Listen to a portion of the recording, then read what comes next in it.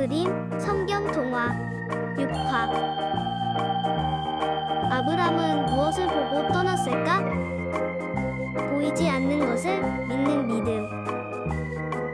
옛날에 우르라는 곳에 아브람이라는 사람이 살았어요. 아브람에게는 한 가지 아주 큰 걱정이 있었어요. 아브람의 나이가 75세나 되었는데도 아직까지 아들이 없다는 것이 아주 큰 걱정이었어요.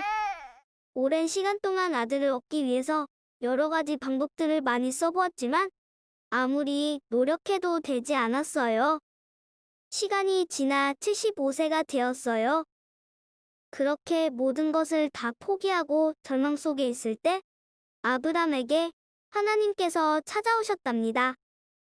아브라마, 너는 고향과 친척과 아버지의 집을 떠나 내가 내게 보여줄 땅으로 가라. 내가 너로 큰 민족을 이루고 내게 복을 주어 내 이름을 창대하게 하리니 너는 복이 될 것이니라. 너를 축복하는 자에게는 내가 복을 내리고 너를 저주하는 자에게는 내가 저주하리니 땅의 모든 족속이 너로 말미암아 복을 얻을 것이다. 하나님께서 이렇게 아브람에게 말씀하셨어요. 75년을 살았던 고향과 함께 지냈던 친척들과 아버지의 집을 버리고 다른 곳으로 떠나라고 말씀하신 거예요. 그러면 하나님께서 아브람에게 아들은 물론이고 대대손손 큰 민족을 이루게 해주시고 복을 주신다고 말씀하신 거예요. 아브람이 하나님의 말씀대로 고향과 친척들을 버리고 아버지의 집을 떠나는 것이 쉬웠을까요?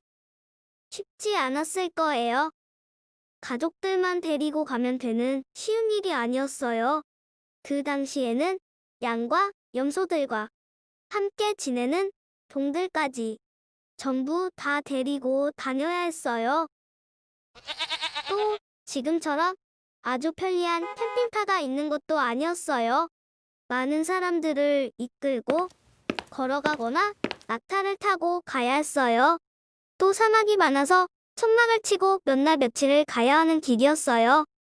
나이가 많은 아브람에게는 쉽게 떠나기 어려운 길이었을 거예요. 거기다가 그 당시에는 당연히 핸드폰이나 내비게이션도 없었기 때문에 더욱더 쉽지 않은 일이었어요.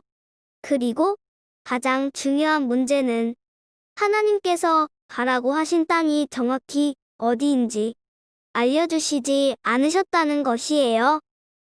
하나님께서 보물 지도를 주셔서 지도대로만 가면 되는 것도 아니었어요. 하나님께서는 그냥 내가 보여줄 땅으로 가라고 말씀하셨어요. 아브람에게는 아주 어려운 일이었을 거예요. 실제로 아브람은 아들을 받기까지 25년이나 걸렸답니다. 그러나 아브람은 하나님의 말씀을 쫓아갔어요.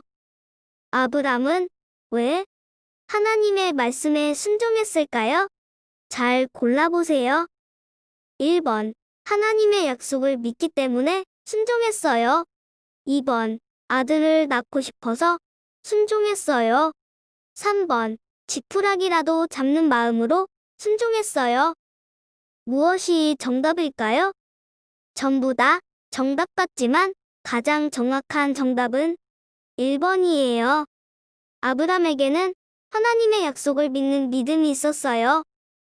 믿음이 없어 하나님의 약속을 의심하지 않고 믿음으로 견고하여져서 하나님께 영광을 돌리며 약속하신 그것을 또한 능히 이루실 줄을 확신하였으니 그러므로 그것이 그에게 의로 여겨졌느니라. 로마서 4장 20에서 22절. 아브람을 보면서 우리도 하나님께서 우리에게 하신 약속을 믿어야 해요. 우리는 그의 약속대로 위가 있는 곳인 새 하늘과 새 땅을 바라보도다. 베드로후서 3장 13절. 하나님께서는 우리에게 새 하늘과 새 땅인 천국을 주시겠다고 약속하셨어요. 그가 우리에게 약속하신 것은 이것이니 곧 영원한 생명이니라. 요한 1서 2장 25절. 우리는 그 천국에서 영원히 하나님과 함께 살게 해주시겠다는 하나님의 약속을 믿으며 살아야 해요. 그 약속을 믿으며 아브람과 같이 하나님 말씀에 순종하는 하나님의 자녀가 됩시다. 끝.